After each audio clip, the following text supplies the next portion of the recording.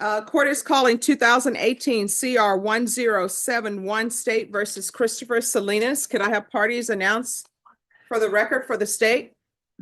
Salinas. Megan Galloway for the state. For the defense? Robert Featherston representing Mr. Salinas. And are you Mr. Salinas?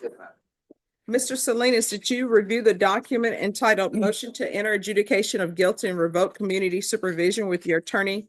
Did you understand it? Yes. Are you the same Christopher? Pause right here, because this is where expectation collides with reality. Christopher thinks this hearing is about explaining himself. The court? It's already counting missed months, not excuses. In probation cases, intent matters, but effort matters more. Hospital stay or not, silence is deadly in the eyes of the law. And in just seconds, we're about to see how fast sympathy runs out when paperwork doesn't show up. Salinas is placed on deferred adjudication in 2018 CR 1071 for the offense of possession with intent to deliver a controlled substance, penalty group 2, 4 to 400 grams, on July 6, 2018, for a period of 5 years and extended for a total of 2 years. Is that you? Yes, ma'am. All right, state.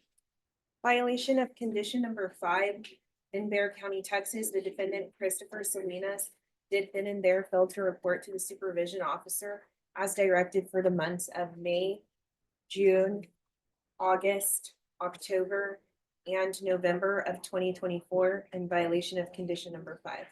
How do you plead to that? True or not true? True. State. We waive and abandon the remainder. Your Honor. Any objections? No objection, Your Honor. Did you understand by pleading true to violation of condition number 5, the court could find it true, grant the motion, find you guilty, sentence you up to life in prison and up to $10,000 fine?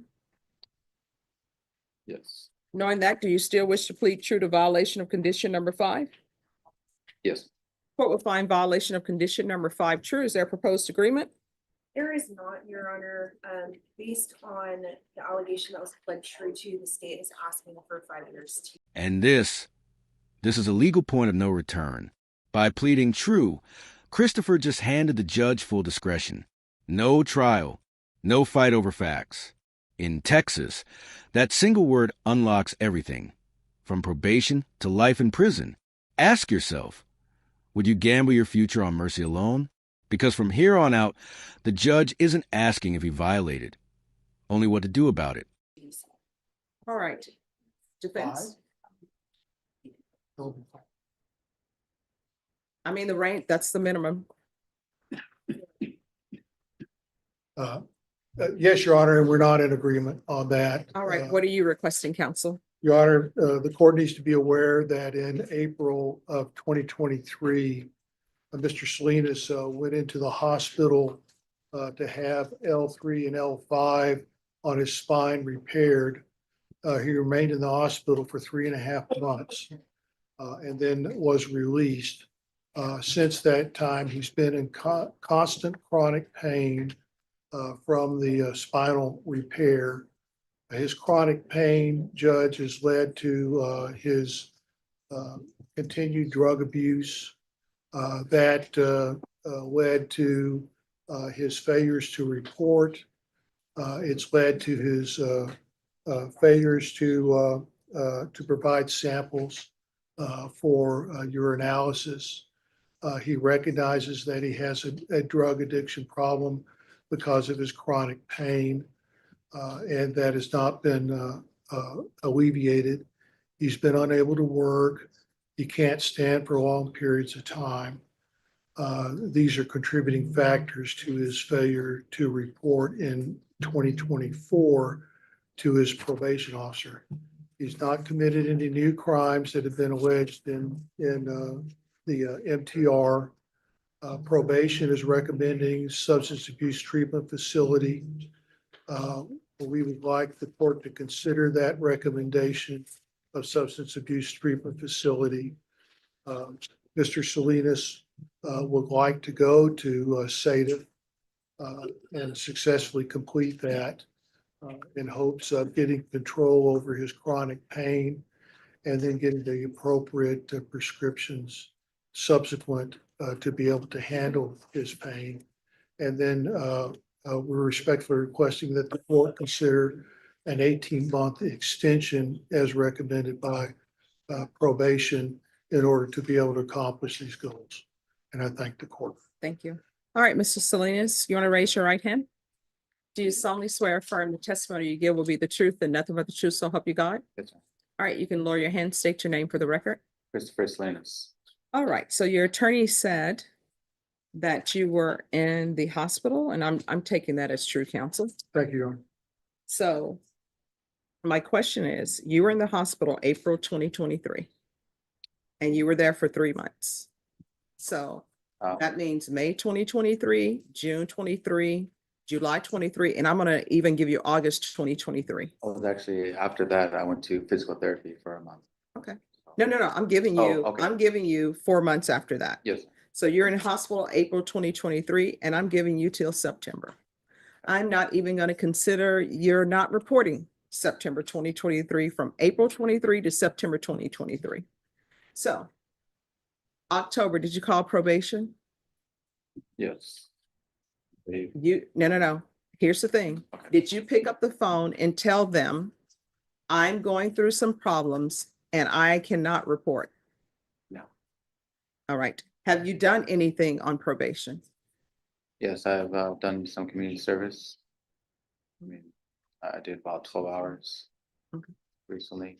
And All right, so that's 12 hours. You were placed on probation with a previous judge since 2018. right, And from 2018 to now, you're telling me you've only done 12 hours of community service restitution? 24 total. All right, 24 hours since 2018. Yes, And you were actually in court with me on January 17, 2023. A previous motion to revoke had been filed, and it was withdrawn for your conditions to be altered and amended. And those conditions from January 17, 2023 was to do 90 sober meetings in 90 days. You were supposed to be residing with your mother. Did you continue to reside with your mom? yes, I still live with my mom. All right, and then you were supposed to do the UA hotline until further notice. And you're supposed to be doing intensive outpatient treatment. There was supposed to be regular reporting by Zoom or in person, so you didn't even have to go in person. You could have done it by Zoom. And there were to be field visits 2 times per month. This is the moment the courtroom temperature drops. Notice a shift. This stops being about back surgery and starts being about patterns. Judges don't just weigh hardship. They measure follow-through. Calls not made. Zoom check-in skipped. Help offered and ignored. Probation isn't passive. It's a contract. And right now, the judge is signaling something dangerous. I'm done negotiating. And partial GPS for work. And then you were allowed to run errands or whatever you need to do on Saturday and Sunday from 8 a.m. to 5 p.m. And you haven't done anything. That's the problem. So I don't think I should continue you because you haven't done anything. And in this court, what do I always say? If you have an issue, pick up the phone, call probation. If you feel they're not addressing it, you can always come to court. And I know that I would have told you, if you have a drug problem, in this court, my thing is, if you have a drug problem and you think you're going to use, pick up the phone, call probation. I'm not looking to revoke people because they have a drug problem they're about to use. I'm looking to try to get you help so you won't use. But you didn't do any of those things. And you've been extended before. And the fact that you've been extended before, that means that there've been problems before. Otherwise, nobody would have extended you. And so you've been on probation since 2018 and you really have done nothing. So I'm not going to continue you. Yes, Yes. man, from 2018, I completed all my programs that I was supposed to complete. And the reason why, I mean, You told me the only thing you had done was community service hours. before that, that's when when we came back the first time. Did you do your 90 sober meetings in 90 days? I've done meetings. I have. Now, did you do your 90? Completed. No. All right. I just don't think you're a good candidate for probation. And let me explain to you, one, I'm finding it true based upon your plea of true, but here's the thing. You have to at least try. There's nothing I can do if people don't try. And I can't continue to give chance after chance when people don't try. I mean, the only other thing left for probation to do is to come to your house, give you a ride to their location, or either come to your house and sit down with you and bring somebody to, have the classes come into your home, and they don't have the finances for that. Your Honor, may I address the court? Yes. Judge, everything that you say is quite logical about what should be done on a community supervision program. Here, for Mr. Salinas, there is this extenuating circumstance with respect to his back Mhm. problems. A very extensive stay in the hospital. It's quite uncommon to hear of a 3.5 month stay in a hospital for anything nowadays. So there was something significant there.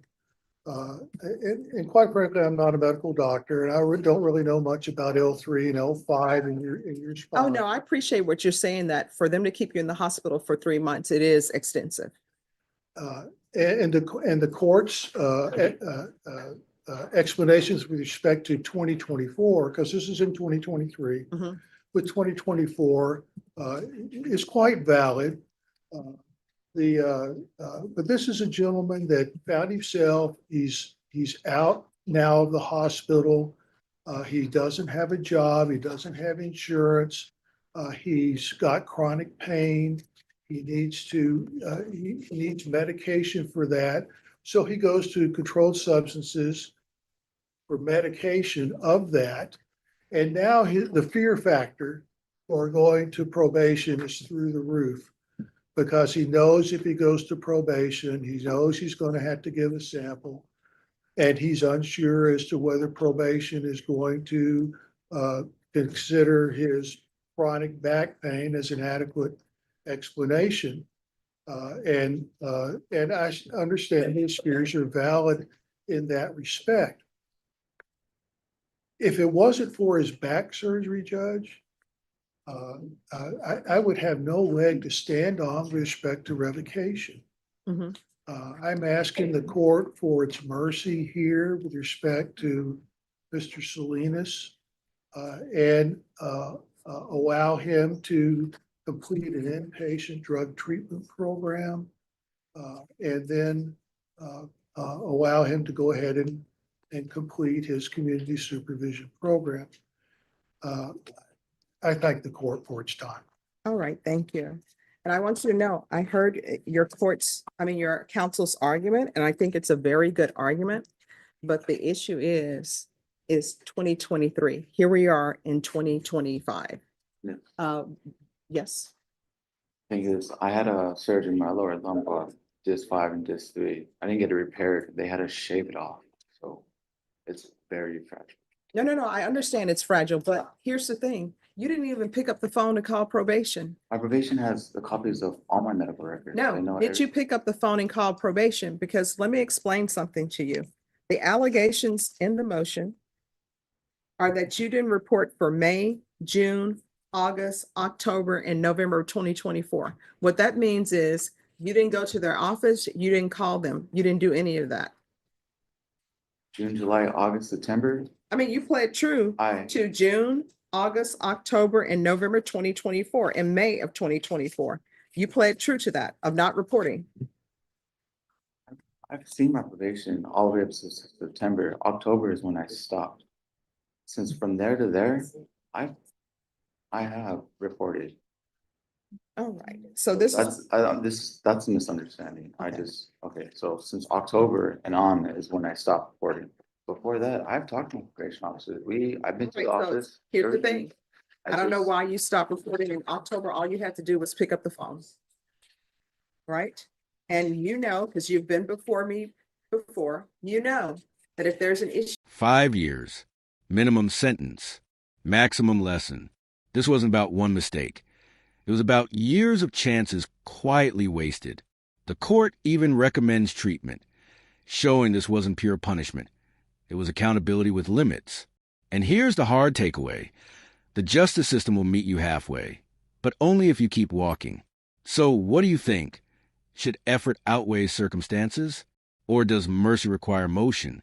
Issue with probation, let the court know. You know, if there's an issue where you think you're going to use, or you have a drug problem and you're feeling weak with drug use, that's why I did the 90 sober meetings. And that's why I said, if there's an issue, let probation know, and then we will address it.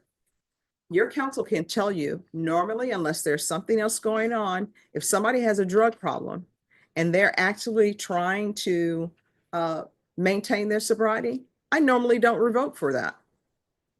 Right?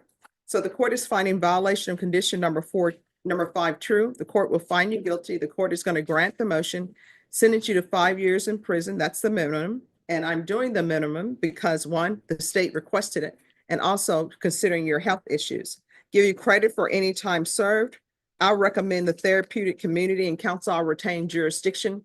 I'm not sure if he qualifies for that because I don't have his history before me, but if he does, I'll retain jurisdiction.